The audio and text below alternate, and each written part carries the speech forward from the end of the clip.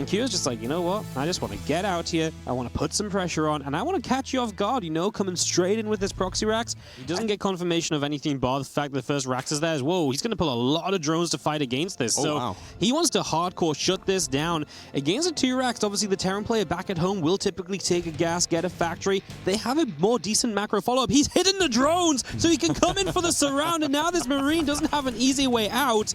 Well, that's very cute because you've just separated the first Marine from its friends, and obviously that's so much harder to then play.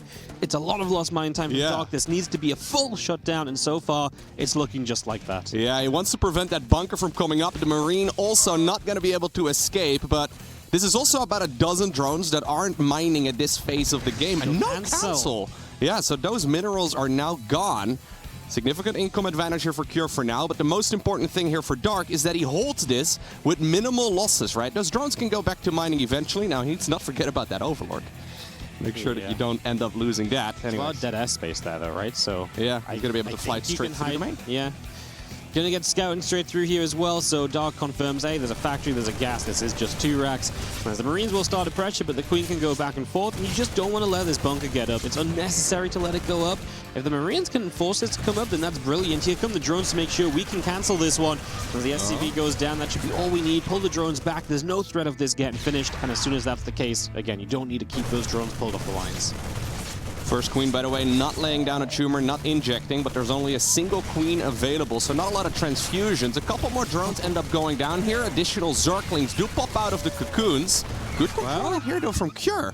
I'm starting to wonder if, you know, maybe that early kind of drone pull was a bit too much because the Marines are doing well. That was even a decent fight from Dark. He went in from the left as the units spawned from the right. It looks as though he is just about going to keep this under control, but he has to keep rebuilding Lings. And every time you're rebuilding Lings, that's less drones that you're building. It's less, you know, security you're creating for yourself, and Cure gets a better chance to follow up. The Cure, who is just now getting ready to build an expansion on the low ground, and he is going to choose to go low ground. He knows that Dark's committed a lot early, so he can't possibly have mined gas. So it's a really smart kind of move from Cure, because this isn't just a, oh, I hope he doesn't have speed. He knows he can't have speed with the amount of drones he pulled to defend initially. That does mean, however, that for the time being, it's just going to be a couple of those Hellions driving around. Maybe a little bit of Liberator harassment as well, but none of these things aren't things that Dark has dealt with literally thousands of times, so he's happily macroing up right now, looking to take his 4th base as well as he's mining out those golden minerals in the back of his natural expansion. This is a relatively safe base to take, and well, a lot of players have been mentioning that it's incredibly difficult to properly attack on a map like Neo-Humanity. We'll have to see if Cure can figure something out here. This is going to be really difficult. If Cure just goes with these first medevacs and Marines and he has the Hellions to back it up, even with a few slow banelings, like, there's not necessarily what you need here to defend. Cure has a massive timing on his hands, and he's starting to move across the map to take advantage of it. There's even a siege tank mixed in here. This looks so good for Cure, even just with Stim being his only upgrade. And this is a complete misread as well from Dark, who went for a 4th base, but on top of that also a macro hatchery. He's still making drones, and now suddenly Cure pulls the trigger. He's certainly going to be able to take out this base, but I don't think he's going to, well, I don't hope at least that he's going to drive back home after this, because he really can get more work done. Question is, does he realize it? He needs to ask himself, hey, why was this so easy to kill? Yes. Do you not really have anything? And he needs to test the waters a little bit, because he has such a timing on his hands. Yeah, okay, denying the 4th base is great and denies some of the drones that Dark has built here, but in general, there's just more to be done. He's on an army supply lead. This banelings are slow for a while longer. The upgrades are still 0-0 apiece. I'd love to see Cure just stay on the offensive just that little while longer, but maybe he just goes back, regroups, and then goes with 1-1 and hits with that timing instead. Yeah, maybe you're also a little bit concerned at this point for like a full-on counter-attack here from Dark, and at this point I think he's been relaxing for a little too long, right? I mean, if he's camping out here for too much longer, but at some point he's going to get surrounded. That's true, but also this map's quite nice for like continuing the push in slowly, because there's a lot of kind of different ledges. Now one of these baneling nests goes down. That is baneling nest too, by 200 the way, yes. IQ! He'll never expect me to still have baneling speed. Actually insane. This could be a misread. The Zerglings, I think, should be setting themselves up for a surround here. No, instead they're going to go across the map. This can certainly do a lot of damage. There are reinforcements in that wall. Medevac over here gets pushed back as well. Dark is still Dark, man. This guy's dangerous. The thing is, right now, Dark knows straight up fight isn't good for him, but by killing the economy of Kure, you slow him down, you really hinder him, and you give yourself a chance to stay in this, because your own economy is great if you just survive long enough and keep Kure busy. Yeah, I wonder if Kure at this point assumes that Baneling Speed is ever going to finish, man. Like, you would not expect it for another couple minutes. This could actually blind fire him pretty badly. I'd be so, like, annoyed if I'm Kure, like, I'm taking this fight and suddenly Baneling Speed kicks in, like, halfway through. I killed the freaking Baneling nest, bro! That's not fair! And Kure has also been on 3CC this entire time. His 4th command center just about to finish up, but that is, yeah, relatively late in the grand scheme of things here. A couple of Vipers in the air, Adrenal Glands that's going to make those Zerglings attack even faster. Things are starting to look worse and worse right here for Kure, despite the fact that the supply count has been fine for him. Just hasn't been able to get critical amounts of damage done, right? I thought maybe those Hellbats can roast the mineral line. Maybe the drop on the left side can kill the base. But in the end, Dark cleaned all of those attacks up with relative ease and even dealt, yeah, a little bit of counterattack damage. Yeah, he's starting to build Marauders, right? Which is for the first time. Yeah. So maybe there's... But ideally, you want to start moving towards some Ghosts or so. It's just expensive to get to Ghost when you've only just got the 4th base set up. This army should get wiped out right now. The Viper's taking a while to get the blinding clouds down. Those Marines are stuck. They can't micro the other way since they're under the blinding cloud here. Dark absolutely smashes this army, and that's even before I feel like he's really out of control, right? I mean, now the Ultras are coming. Now 3-3 Adrenal is coming up. I mean, yeah, it's only going to get worse from here. Kure, the one thing Kure is doing is at least maintaining an army supply lead, so if Dark just takes one bad fight into a large army, which is totally plausible, the counterattack is very powerful from Kure still. Now, Dark actually has a ton of money ready to go as well, so reinforcements can be a big thing as well. But Kure's not like, you know, at least he's got a 4th base, he's starting up a 5th, so he's thinking about the longer game. It's not like Dark is the most teched up player we've ever seen. Well, that is true. Okay, so I think Dark is soon going to be sending, though, his massive army towards the other side of the map. Ultralisk have popped out of their cocoons, and even though they were put on a little diet, it actually makes them a little bit stronger in this particular matchup, because they can actually get into the battle already dealing a bunch of damage. Yep, some mines going up, just going to be seeing these Marines over here. This is the sort of fight you want as Kure, though, right? I mean, you get a bunch of lanes right away. The Widow mines start doing it kind of decently, but they blow up a bunch of Terran as well. We run to the corners. These Marines such low HP. The Banelings are going to get good connections, and Kure's army gets wiped on this right side. The Medevacs are hurting as well, because the Parasitic bombs are just cleaving through them. And this army is now going to kite away on the left as Dark really is taking a better handle on this game. And Dark hitting into Infestors as well. Yeah. You just know that Dark's great with those Infestors. He uses them quite reliably in his games compared to a lot of other Zergs. And it's the perfect addition right now, because the one thing the Terran has is the ability to kite. The Infestors and Fungal Growth completely removes that from the Terran player. And then Dark obviously can take full advantage. Yeah, Dark, one of those guys that whenever he's in a comfortable game, right? This hasn't been a comfortable game for him, but whenever he's in a pretty sweet macro spot, he will pretty much always mix in at least 2 Infestors. Right? He'll just queue them up as soon as he gets the Infestation Pit, and oftentimes it gets a lot of damage done. This time around, he's not going to be able to get them that early, but he's going to be able to transition. Now, speaking of transitions, though, Kure is now getting Ghosts out, and those are absolutely critical to deal with those Ultras. We are entering a new phase of this game where Dark is going to become the aggressor on Kure's side of the map. Instead of Kure being the aggressor on Dark's side, here comes this first attack from Dark. As he moves in, he wants to reset the economy. He wants to keep Kure from being able to build into that tech force. Let's see what he can do. The Ultras come crashing on forward. SCVs are falling all over the place. It's expensive on the Ultra camp, but the Blinding Clouds are helping them to stay in range a little while longer. We lose the base to the right-hand side, and a few of these Ultras are going to run away and come back for seconds a little later down the line. Yeah, you brought up the resource count that Dark has, right? He's going to be able to remax really easily, as he's got nearly 4,000 minerals in the bank. He's going to rinse and repeat this. And while Kure is slowly advancing as far as his tech goes, whenever he loses a base like that, well, he's obviously going to be slowing down quite a bit. And I've got a feeling that Dark is feeling a lot more comfortable right now. This game has been very hectic for like the first 15 minutes of it, but Dark seems to have stabilized. Yeah, like I say, it's really like that swing of the Terran fights, attacks, aggressors, and now it's really Dark's turn, because he wants to be across the map, able to take down the economy and slow Kure from rebuilding, and slow Kure from ever being able to get to that ultra, late game army. You're going to see Dark has the choices as well on this map to go around, counterattack. I mean, this is the thing. This map becomes very small when you take this forward basis, Cure. You lose this planetary here, and then you can turn this even to a flank if you want to. He's got the fungal to support. It was looking to be big, and it is big. We get a few snipes down, but that army is hurting, and these medevacs are out of energy already, so there's not a lot of healing going on. If Dark attacks in the next minute, he's right into like a less than half HP bio army. Yeah, there's probably going to be a parasitic bomb as well to finish off all of those medevacs. Well, he's looking to get it. Cure, however, kiting backwards, trying to make the best out of the situation. There's the parasitic bombs as well, taking down a lot of the medevacs, and, well, this is now Cure, yeah. Forced to GG. So, this build's pretty standard so far. After the CC first, we are going to play double gas, which means we're not going to rush into a third CC, so you'll have a little bit of harassment opportunity following up from this. And Dark is going to put down a roach roar, in which a lot of the that time, doesn't surprise me at all. Yeah, because a lot of the time you'd be like, oh my god, a roach roar. But this is just Dark. It's like, this is part of his build order. And you can probably see this by Cure going cloak already and maybe stand up for Banshee after this. Yes, that is the shortest really little rally point right over there. Anyways, Banshee number 1 ready to come in as... Oh, that's a Viking, actually. Where'd the Banshee go? Oh, why did it fly back home? Oh, well, there you go. A little bit of Viking harassment. Who needs a Banshee? There you go. Sick move right there by that Viking. Viking gets more than the Banshees. Okay, well, the Banshees are now moving in together since they didn't see any roaches.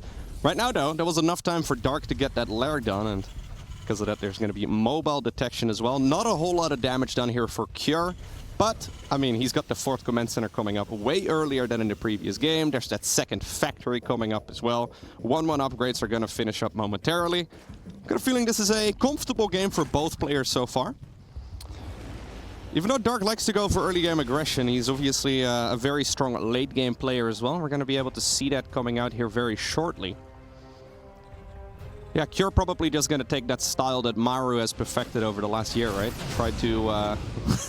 last years. Right? Well, yeah, exactly. Like the defensive style where you're mostly sitting back and morphing in those planetary fortresses in clever locations as you mess up ghosts and maybe even eventually go into mech. There's the Ultra Cavern once again, though, from Dark. A lot of Zerg seem to be favoring that Lurker play still, but yeah, Ultras are pretty good. Yeah, I think it's one of those scenarios here where it's like, what you're gonna... If you go Lurkers, you basically have to be aggressive with Lurkers. Like, there's no need for defense because Q is not attacking you very much, right? Yeah, true. So just gonna go into the Ultras. That can deal if Q just tries to play big off the 2-2, which it doesn't seem like he's gonna do. And then the Ultras are obviously great to have to be able to run into base and try and bust bases down and take, halt the economy of Q, basically. I imagine that's where this is going to go. It's definitely set up to be a long game. We get rid of a couple queens here, looking for a third, forcing a lot of the transfusions to come through. Waste the energy that could have been put into Cryptimus. You don't really have an answer. You've been on the ropes. Oh, here we go again. He's ready to fight with that massive army of his.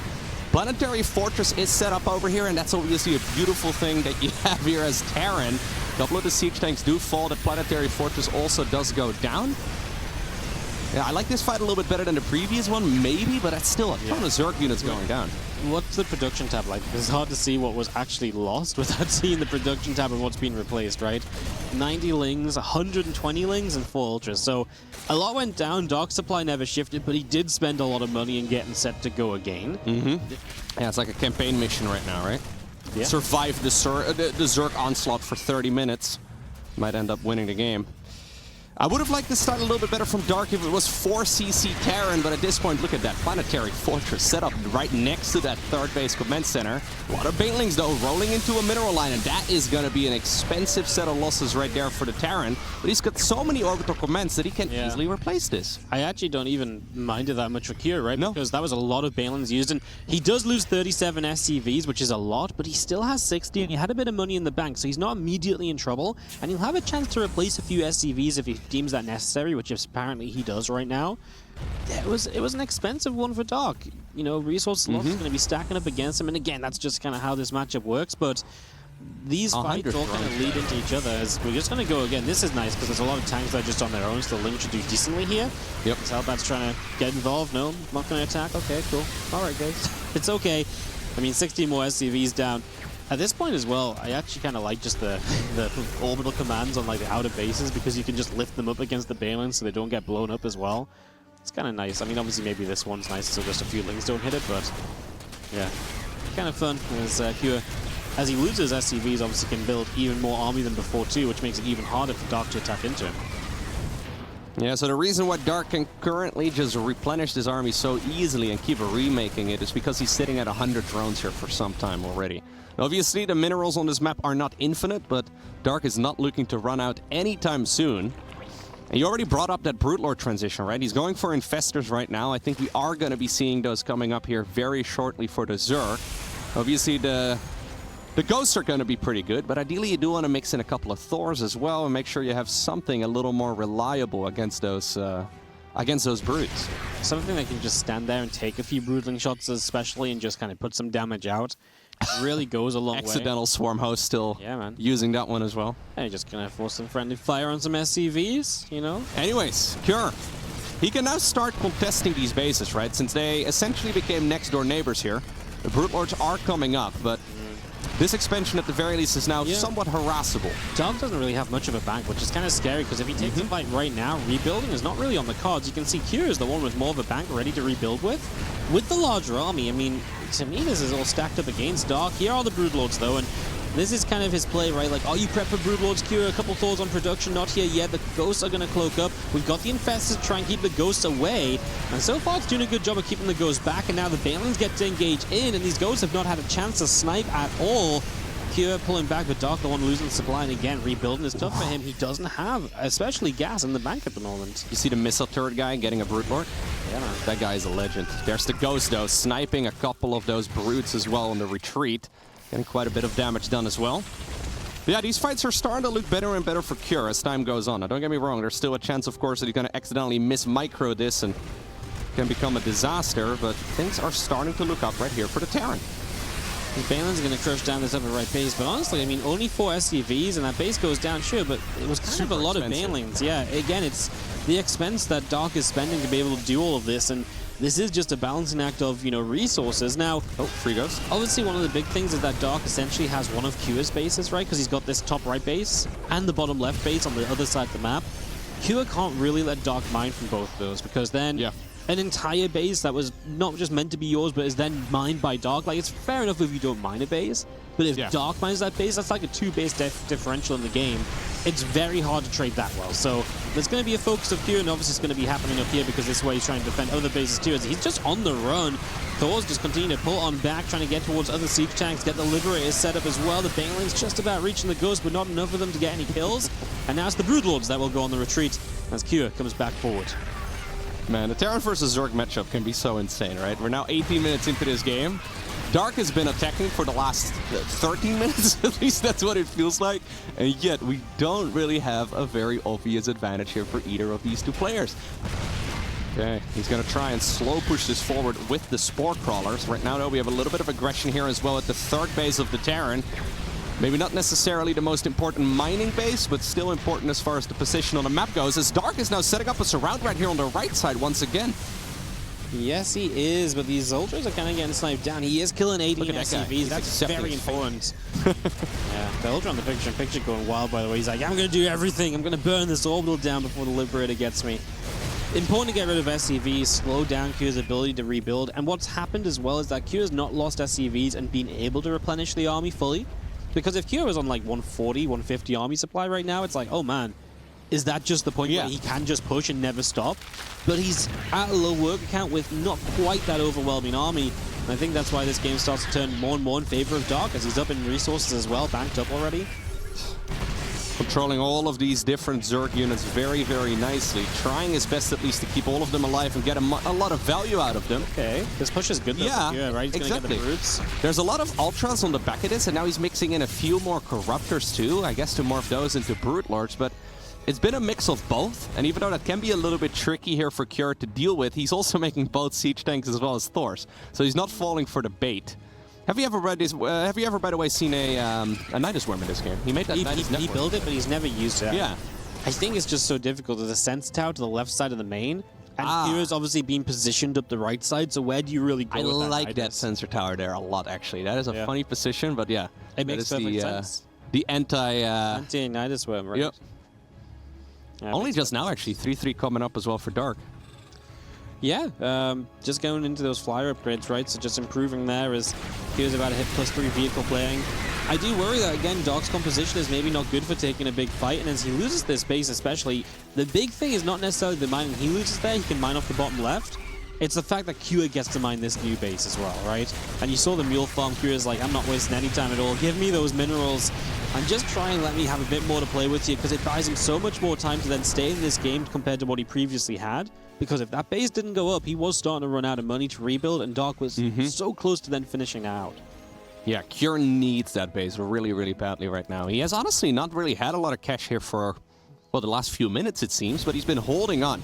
If he can secure this base right here at the top, the one that Dark has been attempting to mine for some time, I think he can actually, yeah, really come back into this very smoothly. I mean, it really feels like he's been defending for the entirety of the game, and he's been, like, very close to losing many times. But he's still hanging in there, and Dark has been throwing away such a large amount of units. Can we look at the... Yeah, there you go, the units lost. That difference is massive. So even though Dark is mining way more, sure, he had 3 digits worth of drones earlier, he's just not... Like, even these trades, they're not cost-efficient at all. Yeah. Kua's work account itself is actually pretty good compared to before, too, right? He's back up to 60. Oh. Dark's only at 70, right, as well, so... It's also a factor, man, how many workers you have, how big your armies can be, but how much you're setting up to rebuild with as the Thor leads out. I thought at the very least it was going to get one Ultralisk there, but no, not quite. Now he's setting up a static defense around almost, right? That's not something we very frequently see here. But Dark coming in from a slightly different angle. You got to be careful about that concave. There's the abduction. Maybe not as strong as it once was, but still plenty powerful. I was going to say, I think it's important that Kua, actually, this base down here he just scanned is one that he keeps some attention to, because... Again, that's essentially meant to be his base. Yes. And Dark's already mined the base similar to that one on his side of the map for a long time, because he was even pushing a base further than that, right? The one that Kua now owns. So this is mined out. So it's not like Kua can be like, oh, I'm just going to own the top of the map. I don't think he can get away with letting Dark mine out this bottom side. And yeah, I mean, as soon as he sees that Dark is seriously trying to mine here, it's a serious commitment, because he knows he can't let that position go and, you know... But splitting up your mech army is so difficult, right? Since Dark can put all of his units in one place if he wants to within like 20 seconds, Kure needs to move for a long time before he grips everything up. At this point, Dark is still split up, and he seems like he's okay with a couple of neural parasites right now coming down as well, as the Thors and the Liberator, they change sides temporarily. Now they're gunning down one another. Yeah, Thor on Thor action here. TVT to a whole new level. As we do eventually push this back. I mean, this is also a tough part of what Kua is doing when you split that army. It's hard to track where the spellcasters are going to be, right? You're not always able to scan ahead on both locations. So, again, the kind of initiative is on Kua to do something, but Dark has a lot of tools to make that extremely difficult. Okay, there's the EMPs coming down, though. Can he actually grab those ghosts on the way out? He does get the follow-up fungal as well, and this is getting expensive right here for Kure. He does have some money in the bank. I hope he put those SCVs in those gas guys, those refineries we saw earlier. Because he definitely, he did, okay. I think Doc's running out of gas mining, by the way. Yeah. As Kua starts to mine this space, the gas income, it was obviously triple arrows for Doc. Now it was for a moment there, kind of like 1 arrow, now it's back to 2, so maybe Doc's not in too much trouble. Not yet, anyways. Not yet, but it is something to keep in mind. If he runs out of gas, then what can you really do with like minerals? It's like Lings, Queens, well, that doesn't trade well enough against this army. To the point where a lot of players even like introducing some Lings at this sort of stage as well, but Doc is kind of doing, right? He's keeping a Ling being count up. Yeah, he knows where this is headed. Yeah, so you can spend the minerals early so that it's not like, oh, all I can build at the end of the game is Lings. It's like you've already introduced them when they can still be more effective.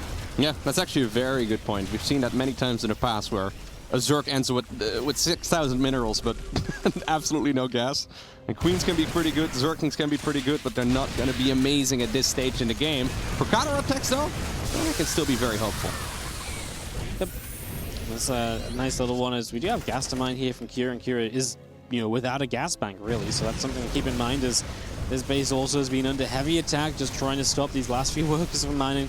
Just trying to make, you know, Kua pay to basically mine, right? Just trying to get some value. Oh, fungals as well from the low ground, grabbing a bunch of those ghosts once again. This is obviously a stamina game at this point as well, right? Dark seems to still be very comfortable. Kura is starting to lose and slip up a little bit here and there. Yeah. No, I think you're right. He needs to deal with that base somehow, some way, though, but just in his mind, all he needs to do is max out one time with a huge army, and he may very well be there right now. Does he have enough, though, to kill this entire Zerg force? The brute lord count is so high.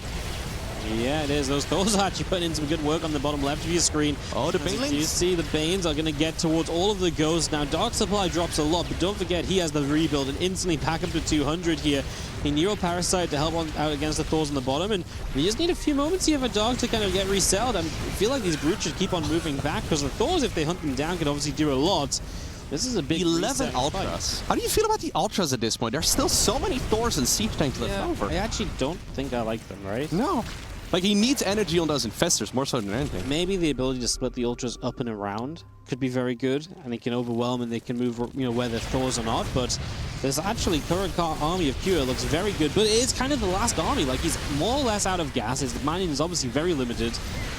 And he's pushing so far into creep that there's going to be a fight here that if Cure wins, Dark will never be able to reinforce again because it'll just get picked off as he builds. And if Dark wins, then he's going to kill absolutely everything. Cure can't afford to rebuild absolutely everything. No, for sure. So, yeah, Zerglings are still a helpful reinforcing tool in this sort of battle. Cure, I think he needs to march a little bit deeper, right? Anyways, now the Ultras, though, are crashing in on a couple of the reinforcing Terran units as well. That is incredibly helpful right here for Dark. You know, if he buys enough time for more Neural Parasites, this is going to be a disaster, I think, for the Terran. The Ultra is obviously something as well where it's like, you mentioned before, the top side of the map is where you mine, but the bottom side is your production. That's what the Ultras can really punish as well, because if you really do over-defend one, the Ultras can just punish the other. Yeah. And then they're fast enough to get back and fight, where the mech army is not fast enough to really, you know what I mean? So, yeah. Definitely also, Dog's just got so much money. It's really hard to imagine this game doesn't go his way. He has to, basically, Cure has to win one fight with an army that just doesn't die and then just keep going and basically be unkillable. I just think that's a big ask, because these ghosts do get decent snipes, but they're out of energy, man, so they don't have the energy to keep on sniping. There's an eye base on the bottom side, but Dark is set up with 7k, 3k. Yeah, you hate to see ghosts dying to the unit they're supposed to counter. Those Ultras kill quite a few of their friends. At least they're going to be able to kill one of them on the way out. The base at the bottom of the map has been dealt with, so that's, I guess, something. Maybe an Orc Command can take that position, but yeah, he needs to... the longer he waits, the more Infestor energy there's going to be, right? And Infestors can just buy so much time against his army. Dark is happy to just remax on, well, whatever army he pleases. The only unit we haven't seen, I guess, is Lurkers, but... yeah. At this point, the Banelings are cool as well, right? Because it's just getting to that stage where the Banelings can be very cost efficient. Kira is not mining. We know 10 workers. Denying this base was great, but then he lost 2 bases in the process. And the moment you try and kind of come back down the bottom, Dog's going to try and long distance mine elsewhere. A few Lings over here are going to be able to get on top of those mules, just denying some of the extra income Kira is trying to grab. And all Kira is really building is a handful of Hellbats, because he has no access to gas easily at the moment. So... yeah, what you're adding in is basically not a lot of stuff, and he can barely afford to repair an orbital as well. So Dark is poised, I think, to potentially close this out, but he still needs to take this final fight. 150 versus 150 army supplies. These next few moments will tell us whether Cure can pull off a miracle. Yeah, exactly. Like, the army supply here is still huge for Cure. Maybe the supply count can be a little bit deceiving because of the amount of drones that Dark still has.